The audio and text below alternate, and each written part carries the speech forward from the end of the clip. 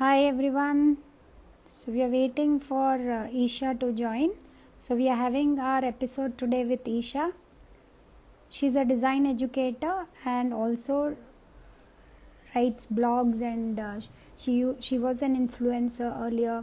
She's been part of NIFT for a period of time. She's also a jewelry designer. So I'm looking forward to speak to Isha soon.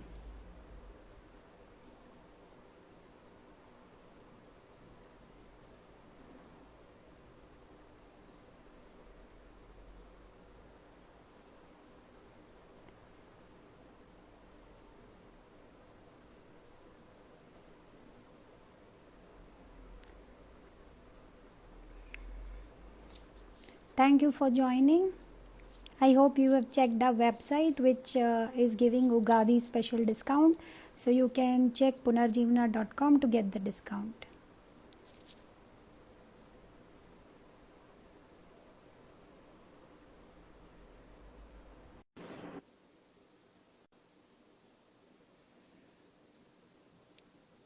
So we have Isha here. Hi Isha, how are you? Namaste, good evening. How are you? I'm good. Thank you for accepting our invitation and being part of this episode, which we call it as Women's Celebration.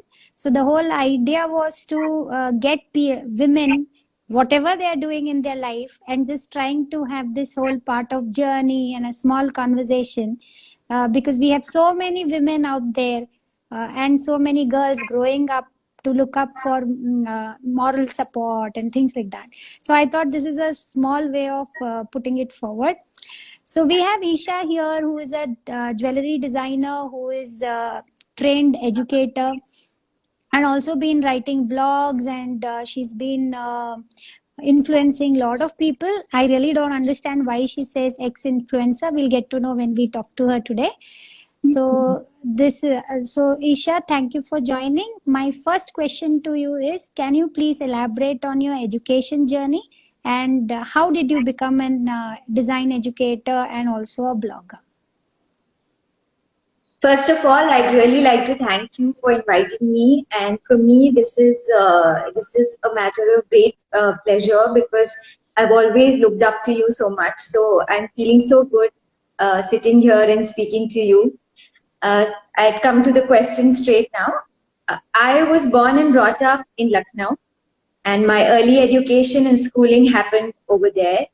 I was a few months short of turning 18 when I moved to Gujarat, to Gandhinagar, where I started pursuing a course in accessory design at NIFT. And the Gandhinagar Center at that time was offering a specialization in jewelry.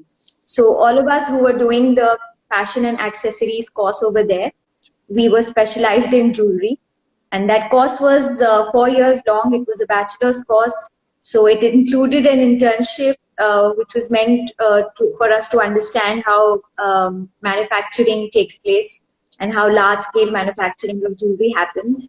So I did that in Jaipur. It was 2 months long. After that, the final semester used to be a longer internship, and it was called the graduation project, because during that we were supposed to go and work with a company and design products and also get them manufactured. So I did that in Mumbai with this really famous jeweler whose name is Viren Bhagat, and he's not very not many people know his name because he's very exclusive, and he designs products that get auctioned at Christie's and Sotheby's because he uses antique kind of uh, gems, etc. So that was my experience as a student. And after graduating from Gandhinagar, I was placed with a company in Bangalore. It's called Ganjam. They are old traditional jewelers and also a brand now. So I worked with them for 2 years.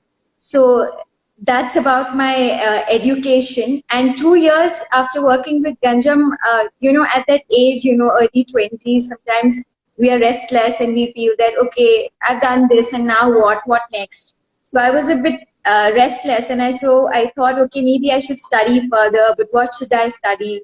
I was confused. So this course was started by NIFT Delhi at that time, and it was called Faculty Development Program. So it was meant to take in people, and they definitely preferred the ex-Niftians. So they were taking in people to train them to be faculty, design faculty. So I did that course for it was about 8 to 9 months long. And for that, I was in Delhi. After I completed that course, they gave me an offer to join them, but I, for some reason, just wanted to go back to my hometown, Lucknow. So I decided to work with the Rai Bareli Center instead, because Rai Bareli is very close to Lucknow. It's just a 2-hour drive. So that's how I got placed with NIFT Rai Bareli as an assistant professor. And there again, I worked for about a year, and then I felt, okay, I'm too young for this because, I'm almost as old as the students. And if I don't go out and get more experience and do different things, then, I'm going to just become outdated. So I quit that job, but I continued to work as a guest faculty with them. So I used to stay in Lucknow, and I used to go there every few months and stay there for about 2 weeks or a week to take a module. And then I would come back to Lucknow and do all sorts of freelance things. And that was also a time when I spent spent many months walking around Lucknow, and I spent a lot of time at the historical monuments, trying to understand the heritage of Lucknow and also photographing them.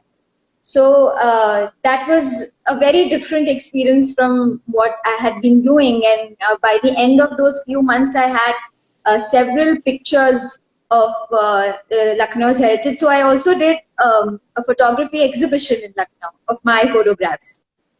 And after that, I got married and I had to move to Dubai. So I moved to Dubai.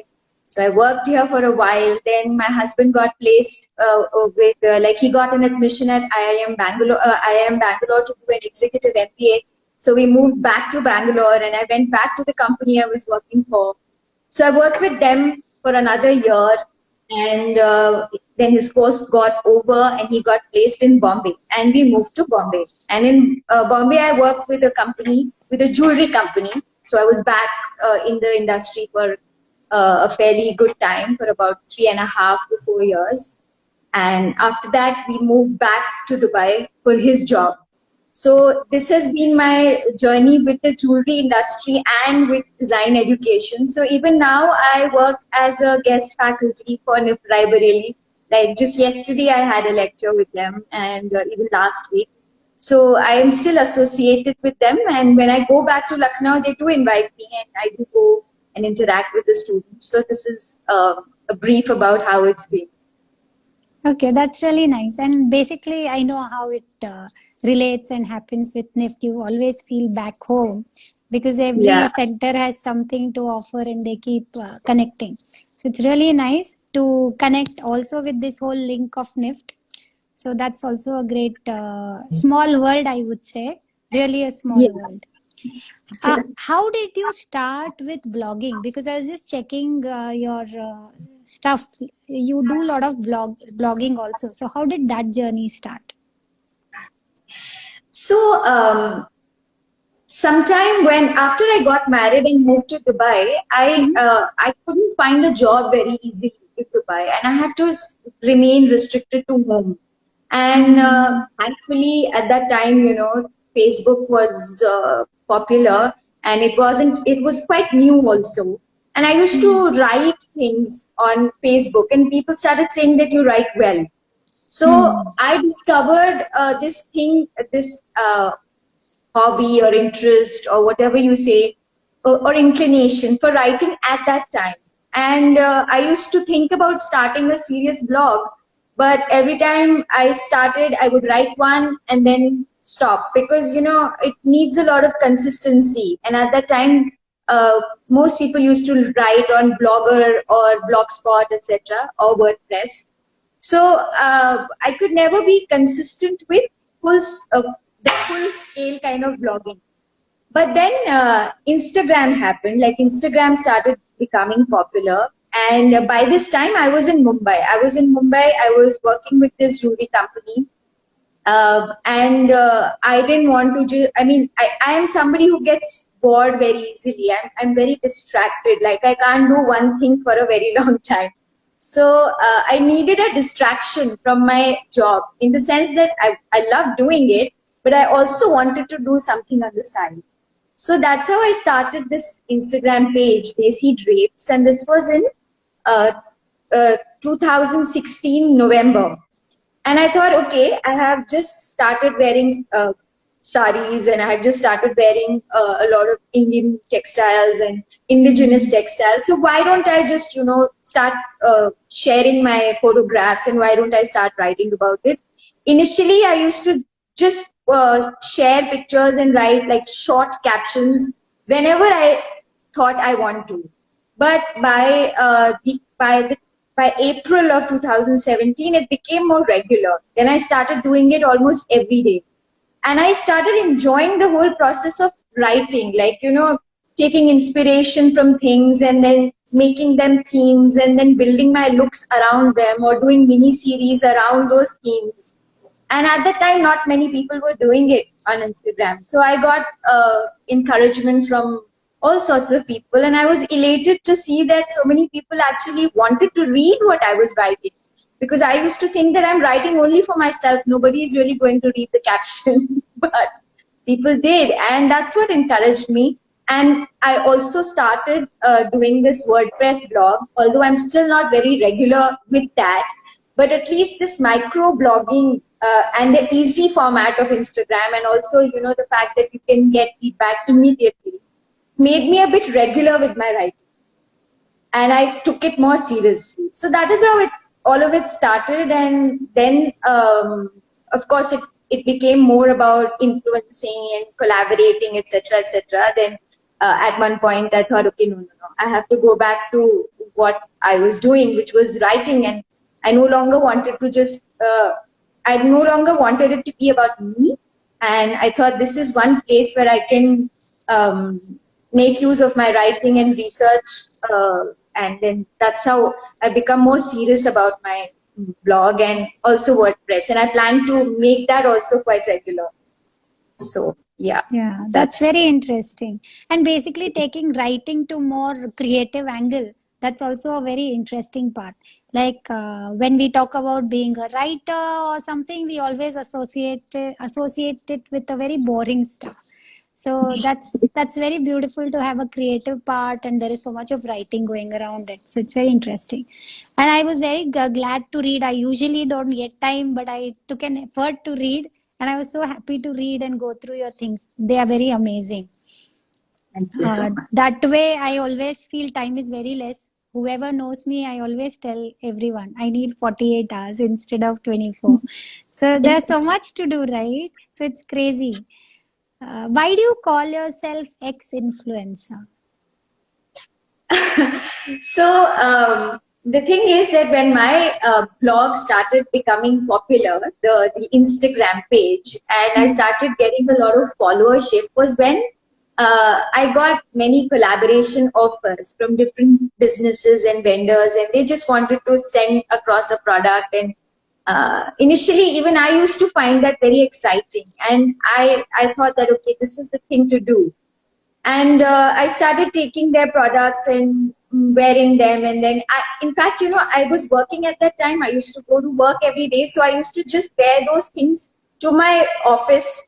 And there somebody would take my picture and give it to me. And I would share it. This is how it was happening. And it kept growing and growing and growing. So when I was leaving Mumbai, I was about to move out of Mumbai and move to Dubai. Two things happened which made me introspect and made me reflect on this thing that I was doing. One was that there was a lot of this staff in my office, all the moshis, and they used to take care of us. And then there were these security people. So in the morning when I entered the office, all these security people and the domestic staff over there used to sit there, and they would be chit-chatting and having their coffee or tea. And I used to pass by and say good morning and hello or whatever and go to my work. So one day, and they used to look at me and smile, but I wouldn't know what they're thinking. So one of the Moshis, she was quite talkative, and she came to me and she used to sit with us and chit chat. And she said, "Madam, this guard was saying that look at Isha, madam, she wears new clothes every day. Wah, kya baat hai, she's wearing new clothes every day." And that didn't make me feel very good about myself, because I thought that what is the kind of aspiration or ambition that I'm giving them in life? These are the kind of people who can't afford to buy so many clothes. And by wearing these new clothes, okay, I'm not buying them, I'm getting them from somewhere. They don't know that I'm getting it from somewhere. And even if they did, by watching me wear these new clothes every day, they are feeling that this is how life should be. This is the way to be in life. This is a happy life. And this is not what I would want them to think. Because this is when, we give these wrong kind of goals to people, and then they aspire for things which are not so important in life. That's when I thought that, no, if these people are feeling this way, people who are looking at my pictures on Instagram must be feeling the same. And imagine the kind of discontent and dissatisfaction that I'm spreading among them. Every day in their heart, they are thinking, oh my God, look at this person. She has new clothes to wear every day. Even we want that. And that is exactly not something that I didn't want to promote. Secondly, when I had to move, I opened my wardrobe and I realized that everything was ready to fall on me. There were so many clothes that I had accumulated. And in collaborations and barter, what happens is that they are going to show you a picture and then they will send it to you.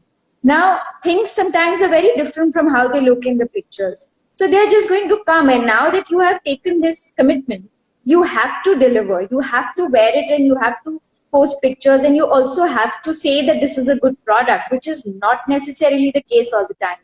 So I felt that this is not a very honest way of, doing things, because I'm sometimes recommending things that I myself don't like so much. And sometimes I don't wear them after wearing them once. So all of this really made me question the whole ethical side of the things that I was doing. And I started thinking that, okay, even if I don't give this up completely, at least I should start limiting this. And that's when I gradually, during the course of 1 year, I started limiting my collaborations. And by the end of that year, I completely stopped it. And I put it out on the page that I'm no longer accepting any barter collaborations. I'm not going to promote any business here. This page is going to be about promoting indigenous textiles, about crafts, and my love for desi clothes. But I will no longer post my pictures every day and show people that I have a lot of clothes, or that promoting businesses of that sort. So that's why I call myself an influencer, because see, we might say that the word influencer has different meanings and we can take it to mean different things.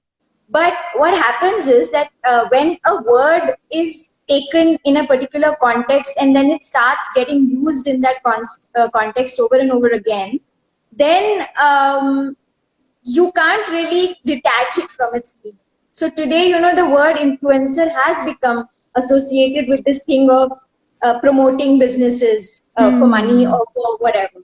So I don't want to associate with that word anymore, because this is what it stands for now, whether we like it or we don't. A lot of people say, but we can use the word influencer to mean people having positive influence on people, etc. But let's take, for example, the word pathetic.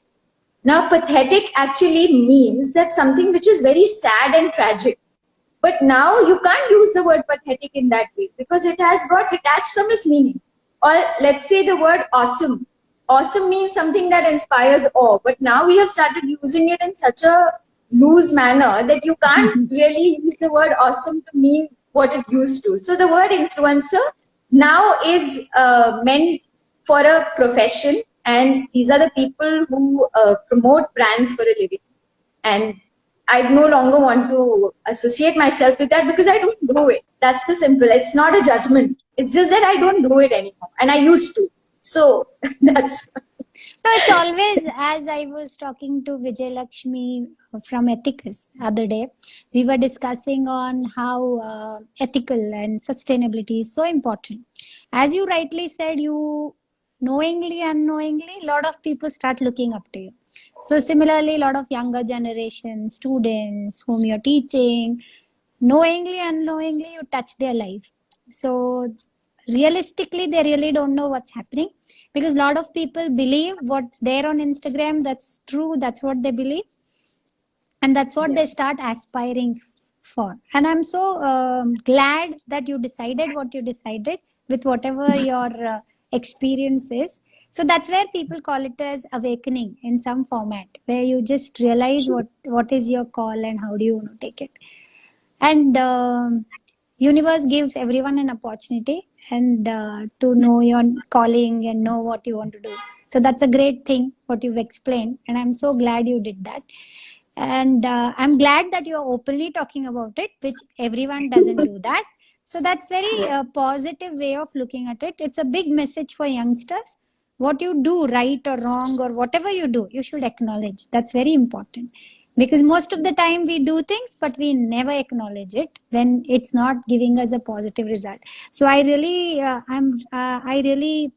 I should say I'm really glad you did that, because it requires a lot of courage to acknowledge what you do or what you want to say. My next question is, what are the challenges which you faced? Like as you mentioned about your being influencer, what challenges you faced? Other than that, like design educator, when you travel or you're doing module or when you're doing this online business of teaching, which is so-called dark hole, what are the challenges which you face? The thing is that as somebody who's going there only for a guest lecture, so it sometimes the time is too limited, and there is so much that I want to convey to them. But I have some 2 hours or 3 hours to do it. So sometimes I feel hard pressed for time, and I wish I could devote more time to this. But again, I can't do this full time also. So I wish, I had a chance where I could do at least 2, 3 lectures on the same topic. But as the modules have been designed for special inputs, they have only one session. So time is sometimes what challenges me. Also that students, they come because, they are being taught with a certain pattern. They have a course structure. So they are so focused on just what is being taught to them, and their next goal is to get an internship, to get a graduation project, to get a job, that it becomes very difficult to tell them that, after 5 years, all of this is not going to matter. You are so worried about these things right now, but life is bigger than this, and life is going to be so much more than this. So just to open their minds, sometimes it is very hard, because they are like, okay, they can only see the immediate future, but because we have lived through that, we know that they need to broaden their. So sometimes just to make them see more than what they can see at that moment, it gets a bit difficult, because they think, "Arey, these are oldies and they are always talking like this." But and also For sometimes what I am telling them is in sharp contrast of what they are being taught. Yeah, Because I agree with that, because I have a lot of Niftin like students coming, because I just say close by, so they'll yeah, come talk about things, and when you say something, I can see it on their face, like they don't want to say it, but then it's there on their face. So yeah, I know what you're saying. It's little crazy, but then we've all gone through this. So yeah. who teach, they have a different thing. Who work in industry, they have a different thing. So everyone has a different take of altogether. But these kids are super fast. They're all on the bullet train to reach, Hmm. and they feel they already know everything. So it's Yeah. amazing to see that confidence. I'm sure you must have done, like, realized when you were studying also. You always acknowledged your teacher. You respected your teacher. Till date, you call your teacher. It's like you're there. Like ठीक है सब ठीक है ना. Like your Hmm. attention वाला चीज होता है. But आजकल वैसा नहीं है. So there is a drastic change of perception and things, and they're not Hmm. receptive, right? They're not receptive to listening to everything. You So know, it's not, attention spans are so low now, and especially when yeah. I'm doing online class, it's even more challenging because all the screens are dark, the videos have been Yeah. turned off. So I don't even know what they're doing behind the screen. And sometimes I say that, please keep yourself on mute, but at least you can keep your videos on so that I can see faces and know that I'm talking to people. So some of them will, Right, some of them that's will. that's where I feel it's a dark hole. What are you talking to, and whom are you talking to? Anyways, that's this is also something very I would say interesting and crazy, because Hmm. I like some incidents are so crazy. I had this one student from some remote village of Chennai, so Tamil Nadu, sorry. So where he would always say network is gone, gone. Like he would say it in that manner. And then I would say, I was like, okay. So I started calling him. Then he's like, he was not expecting that. So it's so funny. They think that they can just get away, but they are smart also. We would have never done these kinds of things. But anyways, so the scenario is very funny. I And like in that. terms of challenges, as an educator, there are different challenges. But what my main profession of being a jewelry designer, I think the greatest challenge I faced was there, and especially after moving to Dubai this time. Like I was here from 2012 to 14. Then I moved back to India. Then we moved back again, where I've spent almost 2 years now. So when I had just come in 2019. I had started working with a company, and by that time, this whole thing of going away from consumerism, of becoming, more ethical, etc., had started becoming stronger in me, and I saw how, in such an unethical manner, this whole industry functions. And it was so, what do you say? It was so disturbing for me how left, right, and center they keep copying other big brands' designs, and shamelessly they would sell them. In fact, here they even sell blatant copies of their designs. No concern for IPR, no concern for somebody who must have conceived and designed it. They treat designers, they're like, what are you? You are just sitting and sketching. So there is a complete lack of an ethical framework in the jewelry industry everywhere, and that is my problem with it. That's why I'm having such a problem going back to it.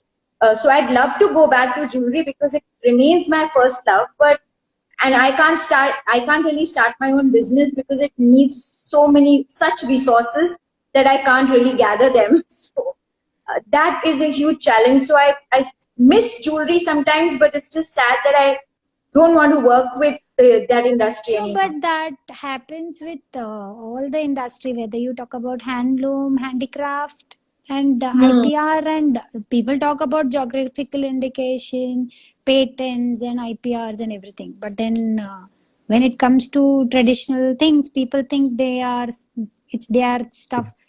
It, they would say it as Indian heritage, historically belongs to us. So it's amazing.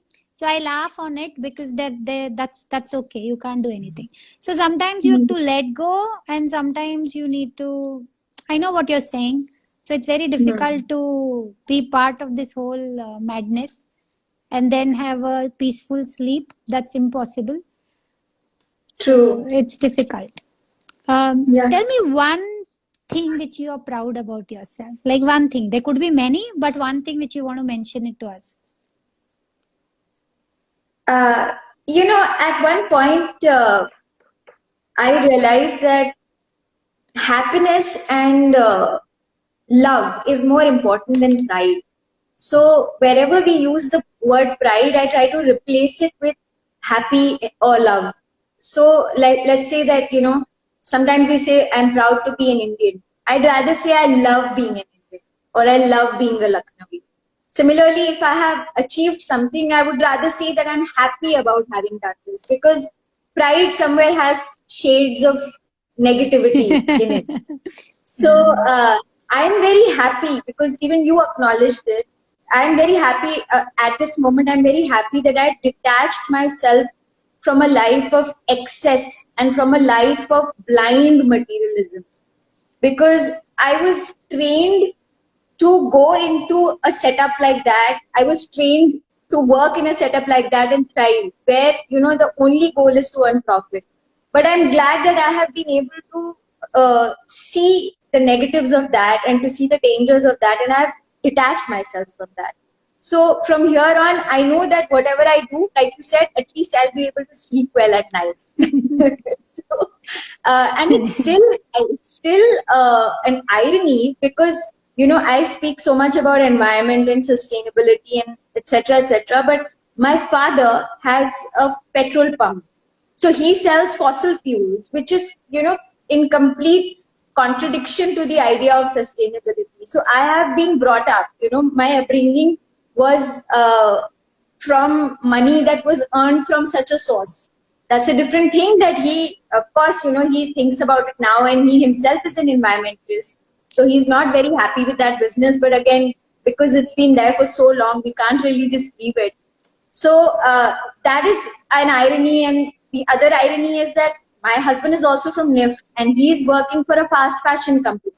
So here I am speaking against fast fashion every day, when fast fashion is actually paying my bills. And that is also something that we need to do. But we have to move away from that. But I'm just happy that I have been able to acknowledge these contradictions in my life, and sooner or later I'm going to do something about them.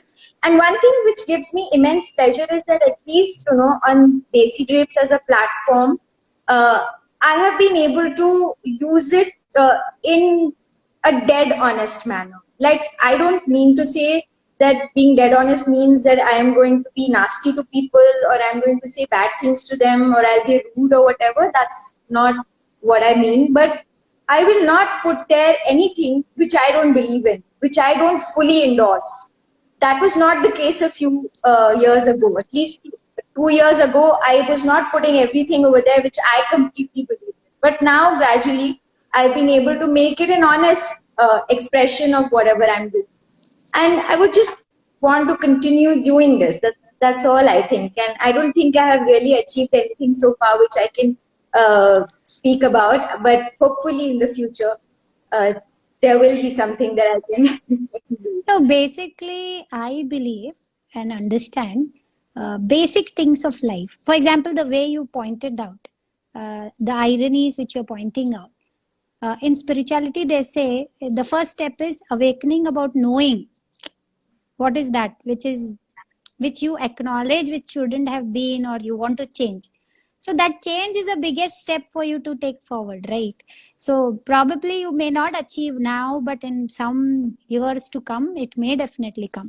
For example, I'll relate it to something very simple, like how I want to replace cotton to something else, because cotton is really bad. But then Right. when I look at number of weavers and people which we are trying to enroll into, I cannot get something which will be completely organic, completely natural dye, and I am hardcore person when it comes to natural dye and things like that. But then when I have to look at sale, people are not going to buy. If you really look at our products, the costing is so reasonable, but I get people who will tell us fabric which is for 300, they'll say give us for 100. We have saris which people will ask us for 1,000.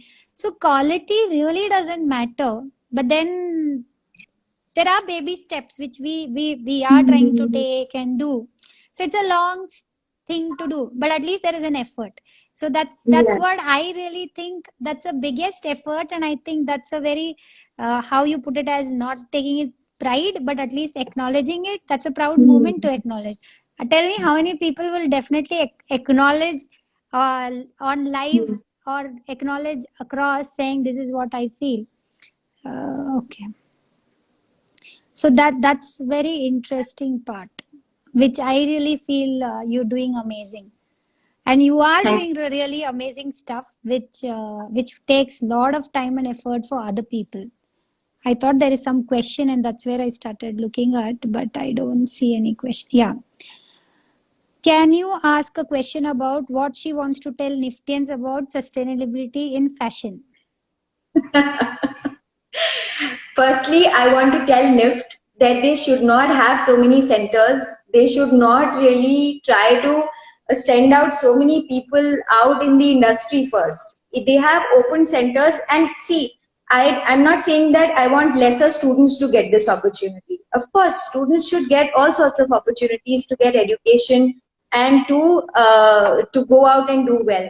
But right now, I see that a lot of people, they just come to NIFT casually because they have gotten over there and they didn't get anywhere else. And then later they go out and they don't even do anything related to jewelry or fashion, or, they just switch their field and do something else altogether. Of course, they're free to do it. But right now, what NIFT has done is that it has started churning out too many, they have started sending out too many people in the market, and there aren't so many jobs or so many positions over there. So they have to strike a balance somewhere between becoming an institution that trains and gives opportunity to young students who want to become design professionals, and also becoming a premier institution that focuses on quality. And to students, I would like to say that, you have to you have to think beyond that salary package that comes at the end of your course and, the campus placement. Of course, a job is important for all of us. It is sustenance. We need the money to keep to run our homes and to run our kitchens. But it should not become a status symbol first. It should not be something that you show off. It should be something that you start with and be patient and think that, okay, we will take time probably to earn money, but we should not really run only behind it. Money is a means. It's only a means to an end. When it becomes an end, then it is a problem. Because if you're only concerned about that, then so students have to think beyond those pay packages, and they have to learn to be patient that, the day I step out of this college, I'm not going to become a star. It will take some time. And if you stick to your ethics, your principles, then sooner or later the world is going to acknowledge it. And sooner or later, you will have the satisfaction that you didn't do anything which was bad for the planet or for the people involved in that particular process. So that keeping your conscience alive is very important for the NIFT students. What happens is that in the institution, there is a culture of teaching the kids that outside, it's a big, bad world. So you have to be competitive. You have to, wake up all night and you have to not sleep. And no, you don't have to do those things. You have to work hard, but you have to maintain a balance between your life and your work. And also, it's a big, bad world, but if you go out as another big, bad person, then it's just going to get worse. So even if it's a big, bad world, you have to go out as somebody who's compassionate, who's generous, and who's more concerned about the world and the society and the planet. Because if there is no planet and no society, then eventually we will also not exist. So COVID has taught that lesson. So I hope everyone stick to that. Okay, there is a second question. Is sustainable discussion in India different from what is happening outside India, and how is it different? 200%. And it should be different because we as a culture have always been sustainable. We may have forgotten those things, and we may have, started copying certain things from them, and we may have lost our way. But if we look inwards, we will realize that as a culture, as a Desi culture, we have always been focused on sustainability. So we have to, instead of seeing what they are doing, their concerns are very different. See, in India, you have a tailor sitting at every corner. You have a cobbler sitting at every corner. Outside every dry cleaner, there is a darner sitting. At least in Lucknow, we have these darners. They are called the rafugar, who sit and they mend these clothes. And so we have never had the culture of throwing away our clothes if, they need a small repair or a button. We know how to repair our clothes. But in the West, in the other countries, they are now doing classes, basic stitching classes, to teach people how to stitch a button, how to repair a small hole in your sock. So imagine, for them, it's a bigger crisis, and they are not making anything in their country. Whatever they make ends up being so expensive that it is only bespoke and luxury, etc., etc. But in India, we have access to to makers and to craftspeople and to tailors. And it's so easy that we can do it. We can start being more sustainable any day. We can go back to it. Our grandmothers, the kind of lives that our grandmothers lived was 100% sustainable. It's just that, we, after liberalization, we got so enamored by all these brands coming in, and we got so like glittery eyed looking at the malls opening and looking at all this online retail boom has made us even more possible to just scroll and press a button and get a t-shirt delivered at home. So we just need to step away from that and go back to the lives that our grandmothers were living, and we'll be sorted. Our crisis is not as big as it is for the Western world. That's what I would say. Okay. She has one more question. Can you suggest Right. few ethical or sustainable brands in India, and what aspect of sustainability they address? Now, this is a huge question. This always comes to me, and I have to gracefully decline from answering this because I will not endorse anyone at this moment. It's not right to do that. And also, I think because of this pandemic, last 1 year has been difficult for everybody. So I don't know who has resorted to what kind of means to be able to sell and make ends meet. I know certain people who were all very on the right side, but they've been forced to go astray. Anyway, not commenting on that, but no, I would actually not try to. Okay, she has one more question. What can be Right. done to preserve and document our grandma's practice other than practicing it? Pragya, I think you really need to figure out few things for yourself, because this is not a class which we are trying to figure out. So thank you for all your questions, Pragya.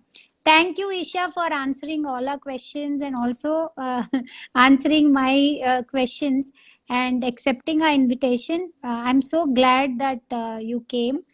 And I got so much of insight listening to all these interesting things, because sometimes you don't talk about it. So I feel it's very good to talk about it and put your opinion out there. So I'm sure there will be a lot of people who will have the courage to take it forward. Thank you so much. Thank you so much for giving me this opportunity, and it's been great speaking to you. And I really hope that when all of this is over, we get to meet sometime. And I'm sure. there is so much more that I want to know from you. So I wish we get a chance where I'm the one asking questions and you're actually telling me your experiences. So thank you so much for this. Thank you. Thank you. Yeah. Bye bye. Bye.